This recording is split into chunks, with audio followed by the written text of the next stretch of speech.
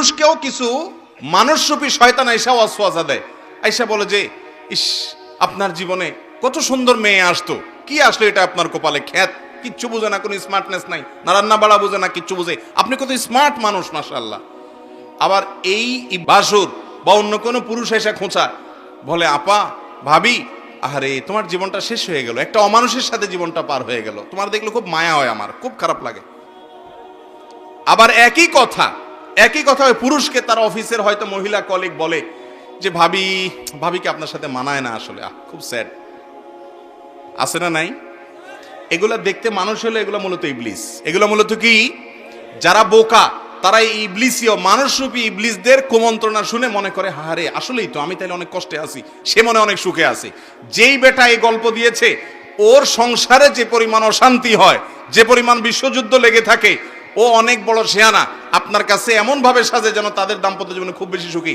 আপনি আপনার বউয়ের সাথে ডেইলি যতবার চুলাচুলি করেন তার 3 গুণ কমপক্ষে ওর বাসায় হয়, কিন্তু সে আপনার সামনে ভাব ধরে এমন। তো এই ব্যাপারে বিচক্ষণতার পরিচয় দিতে হয়। মনে রাখবেন অনেক সময় দেখা যায় যে কই তারা তো অনেক ভালো, অনেক হাসি খুশি, ভেতরে ত্রাস হয়ে যাচ্ছে, আপনি জানেনও না। এই জন্য অন্যের সুখ দেখে বা সুখের মিথ্যা গল্প শুনে বেশিরভাগ নারী পুরুষরা বেশিরভাগ স্বামী স্ত্রীরা ধোঁকায় পড়ে যায়, এটা যেন না হয়।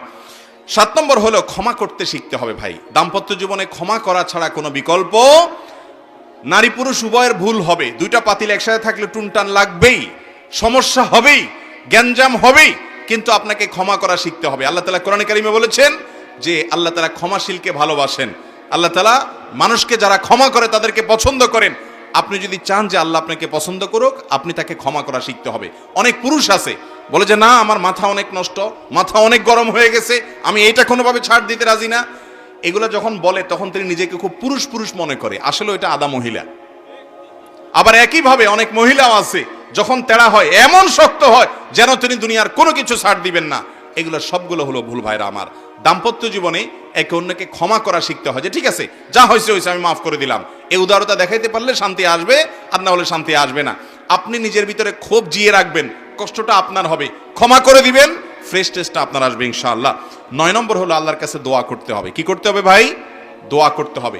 সূরা ফুরকান আয়াত নম্বর 74 জীবনের তরে পড়বেন। যারা বিবাহ করেন না এখনো যুবকরা, এখন থেকে পড়েন। আমার বুঝজ্ঞান হওয়ার পর থেকে এই আয়াত যেদিন আমি জানছি, ওর পর থেকে আজও পর্যন্ত, বিয়ে পর্যন্ত তো কন্টিনিউয়াসলি পড়তেছি, এরপরেও পড়ি।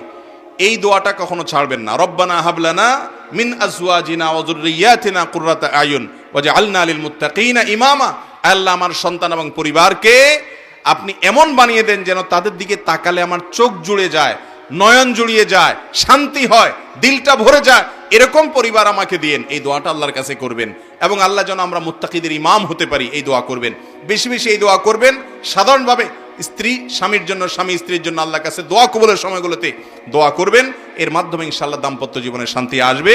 সর্বশেষ এবং 10 নম্বর পয়েন্ট হলো, বাসা বাড়িগুলোতে আজকাল আমার ব্যক্তিগত অবজারভেশন হলো, গত 1-2 বছর পর্যন্ত আমি দেখেছি ঘরে ঘরে দুষ্ট জিন এবং জাদুগ্রস্ত মানুষের সিরিয়াল পড়ে গেছে।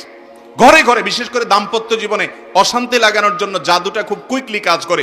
জাদু সম্পর্কে কোরআনে কারিমে আল্লাহ তাআলা যে কয়টা আয়াত নাজিল করেছেন, হারুত মারুতের, বাবিলের যে ঘটনা আল্লাহ উল্লেখ করেছেন, সেগুলোর মধ্যে মূল বিষয় যে কয়েকটা, তার প্রধান হলো, অন্যতম হলো যে দাম্পত্য জীবনে অশান্তির জন্য জাদুকে ব্যবহার করা হয়।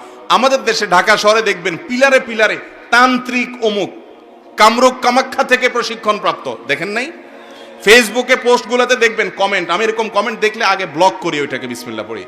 এগুলা সবগুলো হলো এই সমাজের অনেক বড় মাপের ক্রিমিনাল।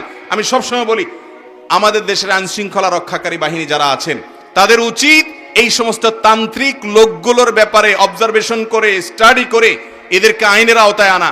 ঘরে ঘরে অশান্তি সৃষ্টি করছে, জাদু এবং ব্ল্যাক ম্যাজিক করে করে সংসারে সংসারে খান খান করে দিচ্ছে, অশান্তি করে দিচ্ছে। গত সপ্তাহে এক দম্পতি আমার অফিসে এসেছেন।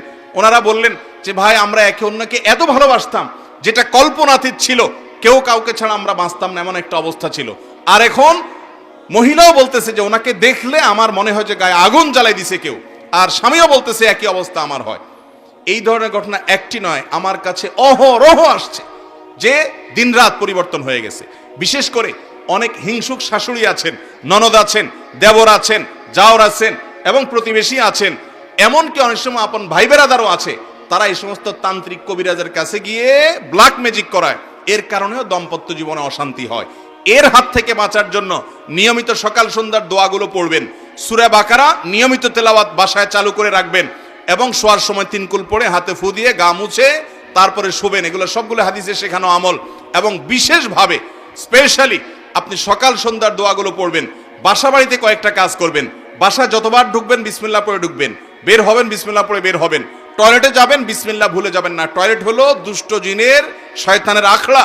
অতএব টয়লেটের দরজা কখনো বাসার ভিতরে টয়লেট অ্যাটাচ থাকলে খোলা রাখবেন না, দরজা বন্ধ করে রাখবেন, কোনো ছবি টাঙিয়ে রাখবেন না। এগুলো সবগুলো শয়তানের অন্যতম আখড়া হয়ে থাকে।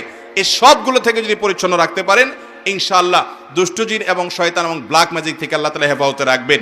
এই 10টা পয়েন্ট যদি মাথায় রেখে আমলে আনতে পারেন, ইনশাআল্লাহ আল্লাহর উপরে ভরসা রেখে বলতে পারি দাম্পত্য জীবনটা আপনি উপভোগ করবেন। আপনার ঘরটা জীবন্ত জান্নাত হবে এবং জান্নাতি সুখ আপনি আপনার দাম্পত্য জীবনে পাবেন ইনশাআল্লাহ। আবারও এক নজরে বলে দিচ্ছি, প্রথম কাজ হলো জীবন সঙ্গী নির্বাচনে দিনদারিতা দেখেই নির্বাচন করতে হবে, অন্য কোনো কিছুকে প্রাধান্য দেওয়া যাবে না। নাম্বার 2, সবর এবং ধৈর্য ধারণ করা শিখতে হবে, শুকর করা শিখতে হবে। সবর ছাড়া কখনো দাম্পত্য জীবনে শান্তি আসবে না। হজম করা শিখতে হবে, ফুটফাট রাগ করা যাবে না, নিয়ন্ত্রণ করা শিখতে হবে নিজেকে। নাম্বার 3, নিজের জীবন সঙ্গীর ভালো কাজগুলোর প্রশংসা করা শিখতে হবে। যত বেশি স্বীকৃতি দিবেন, যত বেশি প্রশংসা করবেন, আপনার দুর্বলতা থাকলেও আপনার জীবন সঙ্গী মাফ করবে। উদারতা দেখে তার ভালো লাগবে, স্বীকৃতি দেওয়া শিখতে হবে।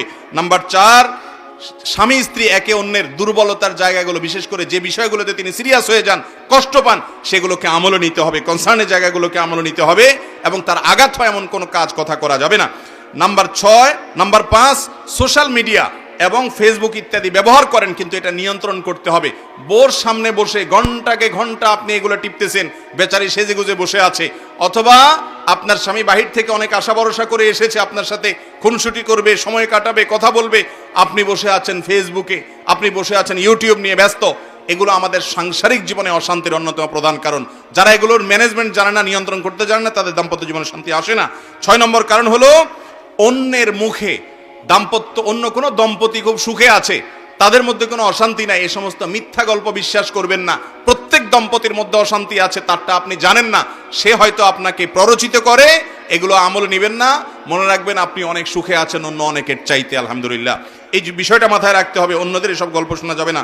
7 নম্বর হলো ক্ষমা করতে জানতে হবে। ক্ষমা না করলে দাম্পত্য জীবনে শান্তি আসবে না। যত ভুলই হোক, আল্লাহর কাছে যদি ক্ষমা চান, তাহলে আল্লাহর বান্দাকে ক্ষমা করতে হবে। এক মালিক তার কাজের লোককে, একবার ভুল হয়েছে, দ্বিতীয়বার ভুল হয়েছে, এরপরে বারবার সে মাপ চায়, মালিক মাফ করে দেয়। এরপরে অধীনস্থ বলেছে, মালিক বলেছে যে তোমাকে কয়বার আমি মাফ করব?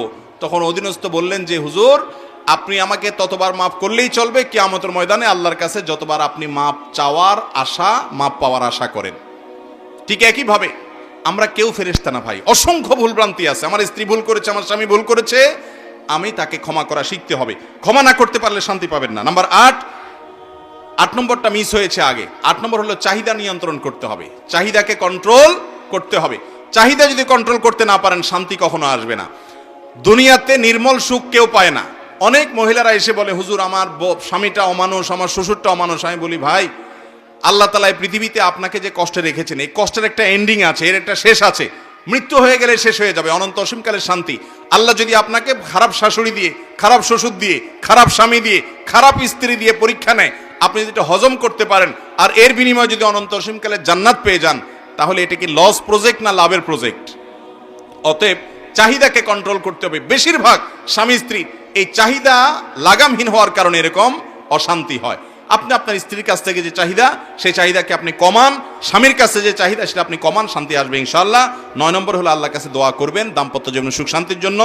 আর 10 নম্বর হলো শয়তান এবং ব্ল্যাক ম্যাজিক, দুষ্ট জিনের যে প্রভাব বাসা বাড়িতে হয়, এগুলো থেকে নিয়ন্ত্রণ করার আমলগুলো করবেন। এই কাজগুলো করলে ইনশাআল্লাহ আল্লাহ তাআলা আমাদের দাম্পত্য জীবনে সুখ শান্তি দিবেন। আল্লাহ তাআলা আমাদের সবাইকে দাম্পত্য জীবনে সুখী হওয়ার, মানুষ হওয়ার এবং আনন্দময় জীবন উপভোগ করার তৌফিক আল্লাহ তাআলা আমাদের সবাইকে দান করুন। যে ব্যক্তি দাম্পত্য জীবনে যত বেশি সুখী, সে ব্যক্তি আল্লাহর কাছে তত বড় মুত্তাকি ইনশাআল্লাহ, যদি তার অন্যান্য বিষয়গুলো সব ঠিক থাকে। অতএব আল্লাহ তাআলার কাছে আমরা সবাই সুখী দাম্পত্য জীবন চাই কি চাই না? অতএব এই আমলগুলো আমরা করার চেষ্টা করব। আল্লাহ আমাকে আপনাকে আমাদের সবাইকে আমল করার তৌফিক দান করুন। জাযাকুমুল্লাহ ওয়া আখিরু দাওয়ানা আলহামদুলিল্লাহি রাব্বিল আলামিন।